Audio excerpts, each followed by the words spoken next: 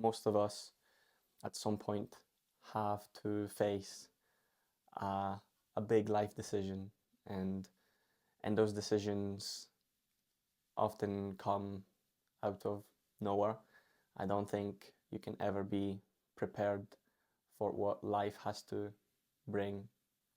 So when things like that happen, this could be anything. Something can happen one day, and you have to face the reality of life, the reality of choosing a path forward, which means that all the other paths have to basically stop existing or have to be postponed.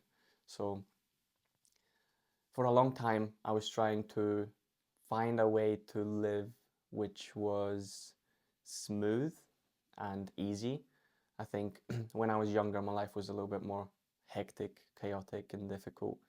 So from the point where I became an adult, I tried to find a way to live which was easy, and that didn't it seems appealing to strive for an easy life, but I don't think easy is the right value to pursue, to look for. So now I'm thinking, how can I navigate my life forward in a way that is fulfilling to me as a human, and also is fulfilling to me as an artist, which to me those two things are intertwined. Being an artist means you see the world in a different way. Perhaps it's a feeling of open-mindedness, of sensitivity, of seeing connections in things that maybe other people don't see, or seeing connections between things in a way that are quite unique to you, so that you just have a different perspective on life, which brings out either creative or kind of artistic urge to live the life in the best way that you can for what you see the life to be. And I think there is an aspect of kind of sensitivity, and at least for me, I've always been quite cautious around making big decisions in life, and it's worked out for me many times. I think me being able to think about the decisions I'm about to do and decide on in my life has helped me more often than not make the right decision. But at some point, it's kind of that overthinking and overanalyzing can really get inside of your head of trying to make the right decision, even though you never know what the right decision is. Because with every decision, especially the bigger ones, whether it's artistic or life decisions, you can never know what all the factors and all the things contributing to that decision are. So you're basically navigating a world where every decision you make has infinite possibilities and considerations and outcomes, and there is a sweet spot to how much of that thinking and planning and strategizing helps, and at some point it becomes counterproductive, where the decision is something you commit to and figure it out sometimes, rather than a decision that you decide on and then it's set in stone and that's the only way it's going to happen. Most of the time, I think people might feel like you just have two options, let's say there is an option A and an option B, and you have to choose between option A and option B, and there is one that is the right decision, one that is the wrong decision. And for a long time, I thought that was the case as well. Now I'm trying to see it as kind of there is one option that has a certain outcome assigned to it, and there is another option that has another outcome assigned to it. And each one of those is flexible, is unpredictable, is not set in stone. There are very few things in life that are irreversible, things that once they happen, that you can't go back on them. So those decisions, if you die, that's pretty irreversible. If you have a child, that's pretty irreversible. But other than that, most of big decisions in life are reversible. And I think this is something that eases a lot of pressure and tension on me when it comes to life and to living as an artist and deciding on what I'm gonna do artistically and what I'm going to do in life. So worth keeping that in mind. And this is a reminder for myself too. And I think it also makes me realize that life isn't supposed to be easy in a way. I think there should be aspects of fun, and you have to find a way to enjoy life, because I mean, if you're not enjoying at least some parts of your life, then like I'm not sure what what the point is. So I think you have to find ways to enjoy yourself. But the chasing of an easy life, which I have been kind of over the past few months, I've been trying to find that easy, frictionless, automatic life where I don't have to, where things just happen seamlessly and everything's set up and I don't have to worry and I can just do whatever I want. And I think there is an aspect of that that is crucial. I think freedom to be able to do what you want to do is one of two most important things in life. I would say your autonomy, your independence and ability to be free, to make decisions, to deal with the consequences of those decisions, and to basically have the ability to make mistakes, to put in effort when you want, and to be rewarded for that effort is extremely important. So that would be one side, autonomy part. And then there is the other part of life, which I think would be connection, which would be connection to yourself, to other people, to your partner, family, friends, to the world around you. That is the other part, which in a way they're kind of like pulling apart into opposite directions, where you have the autonomy and independence and freedom and in connection.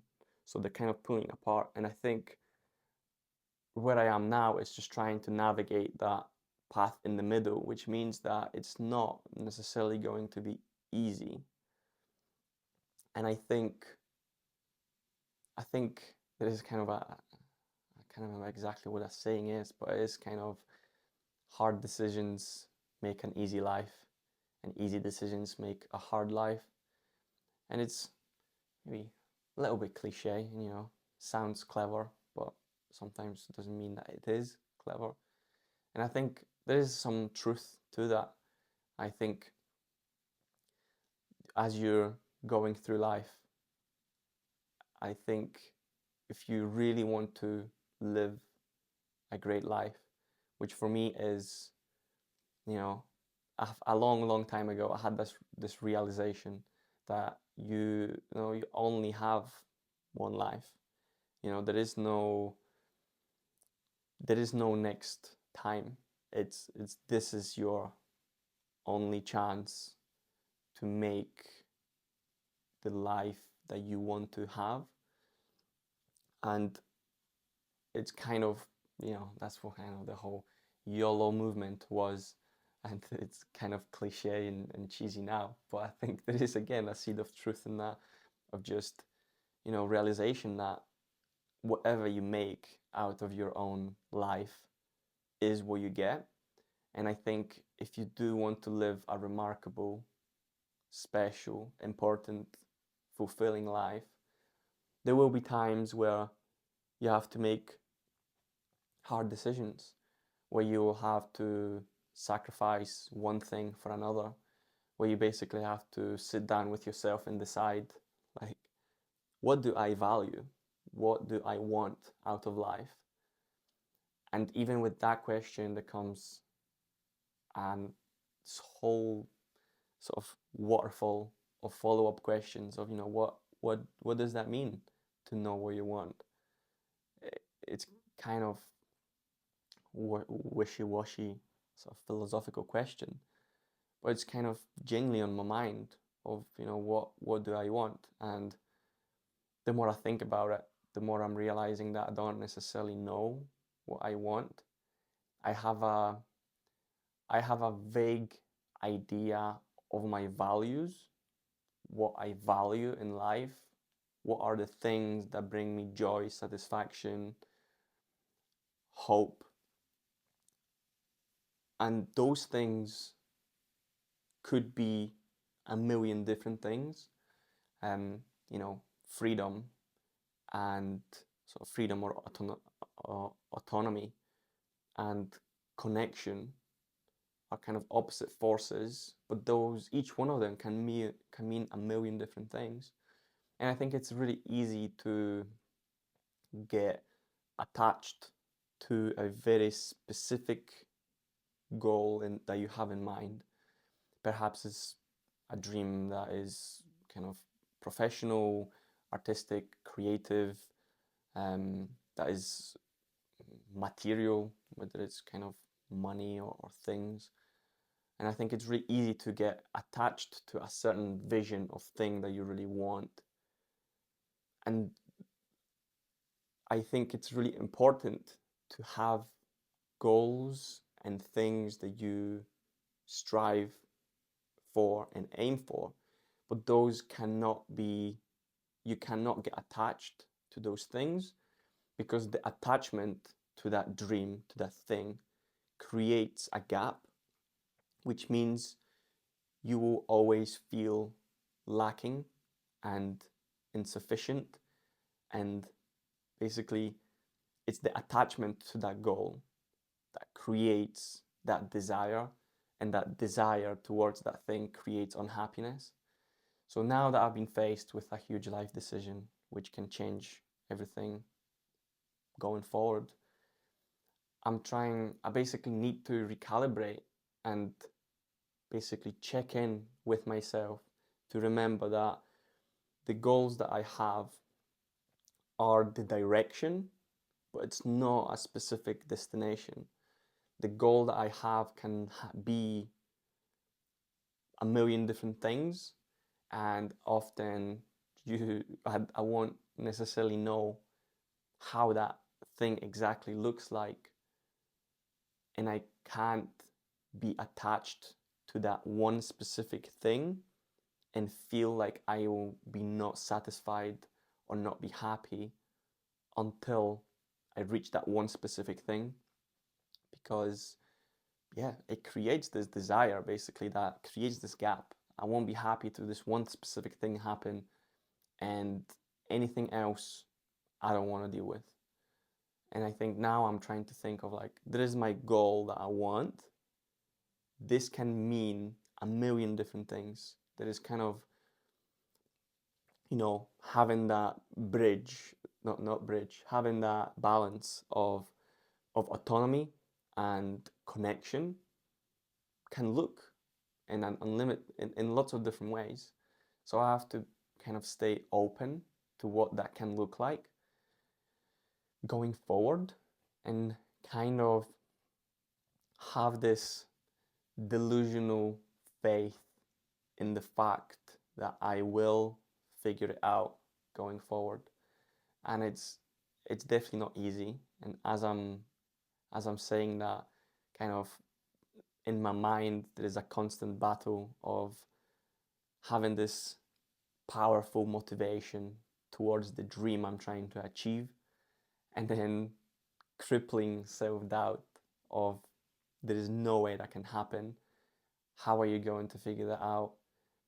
You don't know how that looks like. You don't know how to do it. What if it doesn't work out? What if the worst thing possible happens? Like, you should take the easy route and not try and not take the risk. And yeah, it's quite difficult to manage that. And I'm trying to, well, I need to consciously, deliberately, and intentionally kind of guide myself and have this conversation in my head where I'm kind of being my own best friend and treating myself like, what would I say to my best friend if they were in my position? And a lot of the times, you know, it's just like courage and and and positive reinforcement and just belief and trust in them to be able to figure it out. So yeah, I think artistically it also requires me to trust in myself, to know that what it means for me to be artistically satisfied and fulfilled means a lot of different things. There isn't one path towards being artistically satisfied. You know, especially if you're a, for example, if you're a DJ, producer, musician, I think a lot of that can look like being laser focused on gigs and playing more and releasing on great labels. And I think that's a factor of fulfillment. But again, if I take away that attachment to that goal, like those are things that I value and bring me a lot of satisfaction and joy. But there are a lot of other things that I really, really value in life and in art that bring me nearly as much satisfaction. Like making music in itself is something that's extremely calming, relaxing, and fulfilling, especially if I'm able to get into this state of flow and just kind of allow that music to happen in front of my eyes. I kind of step away from the desk kind of fired up after a session like that, and there is an aspect of creating something that I'm proud of myself. There is an aspect of, you know, rather than huge amounts of people appreciating something, it might just as much be that I want a small amount of people to really, really appreciate my art and my music really well, like deeply. So, and there's other things like just living a creative life where I have the freedom and autonomy to act out being a human being in the world in a way that feels creative and artistic and open. And playing gigs is a part of it, releasing on cool labels is a part of it, but it's not just the only things that matter. So these are the things that I'm trying to navigate now, basically making sure I stay in touch with myself and I don't get too attached to any specific vision I have for life, for the future, what I want, and just acknowledge to myself that I don't necessarily know what I want. I have the ability and trust and courage to take a leap of faith towards the thing I want to achieve and figure it out on the way. If I face something I don't know, I can learn it and figure it out. Every problem that I'm facing, there is hopefully a solution. Nearly every decision that I take is reversible. Everything that kind of a lot of the things that I'm facing struggles with and difficulty, it's often an imagination of my own mind kind of worries and anxieties and struggles are not reality. Like, they don't exist. There isn't like a, a knife in my leg where it's causing me pain. It's, you look around, you take a deep breath, and you just feel like, okay, it's, it's fine. The world is not crumbling. The world is not sort of crushing you and crumbling in front of your eyes. So that's another important lesson, well, reminder for myself to just not allow my own mind to create suffering for myself, and feel balanced, kind of give my own mind the space to consider the fact that things can go well. What if the decision that I take ends up being better than I ever imagined? Not everything has to be seen through a lens of the worst possible scenario. Like, what if everything I do works out? What if the decision that I take, that was the difficult decision, works out better than I anticipated and expected?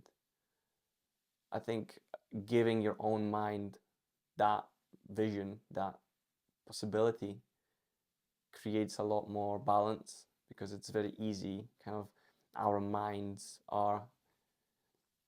they're wired naturally to be more sensitive to negative emotions, to negative things, to threats, to risks. That's kind of evolutionary, has been in our being for millions and millions of years. Because when you were living in a cave, the most important, like, it was much more important for you to be scared of a tiger than be happy that you found food, because you have to be scared of the tiger, because otherwise you might die. If you're happy that your food arrived, if you found berries, it's great, and then tomorrow you have to do the same, but it doesn't mean your life's gonna end. So I think that kind of feeling has transferred with us into the current times, and now often our own brains are kind of become our worst enemy, because we're just cautious of things going wrong. Because what if this goes wrong? What if this goes bad? What if the worst thing possible happens? Previously, it used to be a tiger we'd be worried about, but now we might be worried about a decision that would take a day of our life, or cost us a couple £100, or will waste some time, or will upset a person. And those are the things that, it's not life or death situation. Kind of remembering that, you are safe most of the time, that life goes on, whatever happens will pass, and in the end of it, all of us will die, and me and you and everybody we know will die one day, and everybody will forget about us. So while that might sound quite sad on depressing on the surface, that idea gives me so much freedom. It gives me this deep sense of peace, of it just releases this huge weight of my shoulders, knowing that everything we're experiencing, and everything that exists through our own perception, will be gone. Whether it's, people that judge you, or the mistakes that you make, or the people that you hurt, or people that hurt you, or the art that flopped, or the art that went really well, or the dream goal that you've achieved, or the life failure that you achieved, all of that will pass. So that gives me a lot more freedom and peace in trying to just, take life as it comes, and see it with a slightly less seriousness. I think I want to take life. I don't want to be serious about life. I want to be sincere. I don't want to see life as a drama. I would rather see life as a comedy that I am deeply engaged and involved in, which allows me to make mistakes and have fun and mess around and figure out along the way, and kind of, yeah, just release that pressure and that weight of trying to do the things that you want to do, to make the right decisions and never fail. I think you can strive to be the best person that you can be, the best artist that you can be, and do the right things most of the time. But I think those have to be light-hearted. It's kind of like you like playing. It's not, it's less like being in school and being told what you have to do, and you get a score, and it's either good or bad, and you get punished if it's bad, and you get rewarded if it's good. I think it's more like play, like, like listening to music or playing football or making music. It's the negative parts of it are important, and they create contrast for the happy and positive things to have an impact and exist. Like you couldn't, that's the kind of the can't remember what it is called from philosophy, but basically the polarity, that's what it is. The polar thinking basically means that you have to have feelings of sadness to be able to experience feeling of happiness and joy. You have to be able to fail to be able to succeed. You have to feel what hard feels like to be able to appreciate easy. You have to feel sad to appreciate happiness as well. So I think taking it all as, you know, as it is, with less judgment, kind of allowing myself to flow with life in a much more peaceful way, and just kind of, going with the current of the river rather than trying to fight against the current at all costs, because I believe that's the right way to go. So yeah, that's what's on my mind just now.